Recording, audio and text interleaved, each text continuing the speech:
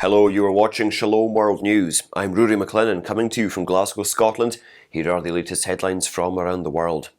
Pope Francis has urged Nicaraguan political figures to open their hearts to the real pursuit of peace. His Sunday appeal comes in response to reports that Rolando Alvarez, the Bishop of Matagalpa, has been sentenced to prison. Several priests and seminarians are also among those who have been charged with plotting to overthrow the government. Bishops around the world have condemned the persecution of the church in the country. The bishops of Chile and Spain, as well as the Bishops' Conference of Latin America, denounced the abuse of human rights in Nicaragua, while also criticising Bishop Rolando Alvarez's detention and the deportation of political opponents.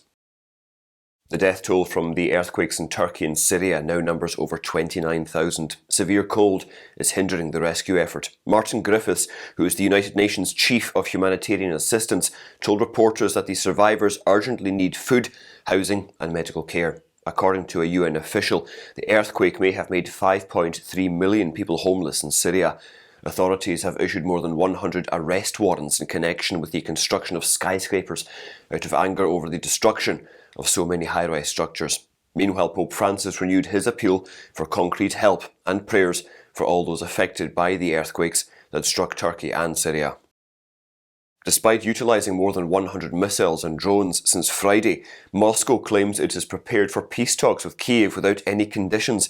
Ukraine has made it clear, however, that the current situation does not permit it to be prepared for negotiations with Russia. According to the Minister of Energy for Ukraine, the majority of the country experienced blackouts as a result of Moscow attacking power plants in 6 districts with missiles and with drones. According to Western military analysts, Russia is attempting to get ready for another full-scale attack before the first anniversary of its invasion of Ukraine on February the 24th. However, Sergei Vershinin, the Deputy Foreign Minister of Russia, stated that there are no limitations on Moscow's willingness to negotiate with Ukraine. After a whistleblower revealed on Thursday she observed doctors prescribing puberty-blocking medications to minors without parental consent, lawmakers in Missouri have announced at least 2 official investigations into a clinic in St. Louis. Jamie Reed, a former worker of the Washington University Transgender Center at St. Louis Children's Hospital, claimed in a blog post that she left the organization in November last year because she believed it was permanently damaging youngsters in their care. According to Missouri Attorney General Andrew Bailey, an inquiry into the hospital's practices got underway 2 weeks ago. Washington University in St. Louis, which runs the clinic, issued a statement expressing its concern at Reed's allegations. Somalia continues to be the nation most afflicted by the problem of children being enlisted for military service by militias, insurgents, and even the government. In 2021, 1,200 boys were taken against their will by Al-Shabaab extremists to be trained as fighters. According to a UN investigation, more than 6,000 boys were enlisted and made to serve in several wars. The report, prepared by UN Secretary-General Antonio Guterres, mentions several countries enlisting child soldiers. They include Afghanistan, Colombia, the Democratic Republic of the Congo, the Central African Republic, Iraq, Mali, Nigeria, Sudan and South Sudan, Somalia, Syria, Yemen and Myanmar.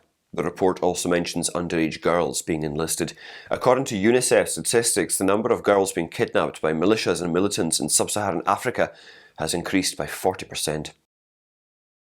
According to data released by the National Catholic Educational Association, Catholic school enrolment worldwide increased again in 2022 to 2023. Meanwhile, according to statistics from the US Centers for Disease Control and Prevention, during the second year of the COVID-19 pandemic, birth rates rose among women aged 25 and older and those in their mid to late 30s, defying the historical trend. The National Centre for Health Statistics of the Centres for Disease Control and Prevention reported that there were 3.7 million births in the United States in 2021, an increase of 1% from the previous year. The Archdiocese of Portland has instructed Catholic schools in the area to reject what it calls gender identity theory. Archbishop Alexander Sample said this means that names, pronouns, facilities use, attire and sports participation should depend upon biological sex identity, rather than self-perceived gender identity. According to the Archdiocese, pronouns used at school must match biological sex, schools should not have all-gender bathrooms beyond single-use facilities, and sports should be based on biological sex rather than self-perceived gender. Among the guidelines outlined in the document, students who wear uniforms must follow the code, that accords with his or her biological sex, and Catholic institutions should not post signage or display symbols in support of gender identity theory. Through its annual Lenten initiative Rice Bowl, Catholic Relief Services, which is the humanitarian relief organisation of the US Bishops' Conference, has asked Catholics to pray, fast and give to combat hunger worldwide. According to the group's Director of Formation and Mobilisation, Beth Martin, CRS Rice Bowl is a terrific way for American Catholics to show our brothers and sisters in these tough situations that they are not alone and that we will continue to stand in solidarity with them. People can donate to CRS Rice Bowl to help parents, youth and children in Honduras, the Philippines, Kenya and other countries overcome hunger, poverty and the impacts of climate change. In responding to news that the governor of China's Xinjiang Uyghur Autonomous Region, Erkin Tuniyaz, is due to meet officials from the United Kingdom government, the European Union and EU member states during his visit to the region, Amnesty International's China researcher Alkan Akkad has raised concerns over human rights abuses. He said that questions need to be asked about the purpose of his visit. The researcher also claimed that Governor Tuniyaz will have a leading role and be intimately aware of the Chinese government's abuses, targeting Uyghurs, Kazakhs and other Muslim communities living in the Xinjiang region. According to the internet watchdog NetBlocks, social media sites including TikTok, Facebook and Telegram were blocked in Ethiopia amid anti-government rallies. This has been due to widespread unrest brought on by a split in Ethiopia's Orthodox Church. The dispute started last month when some priests accused the church of ethnic discrimination, which it denies, and has since resulted in deadly violence. Authorities prohibited both sides' planned Sunday demonstrations.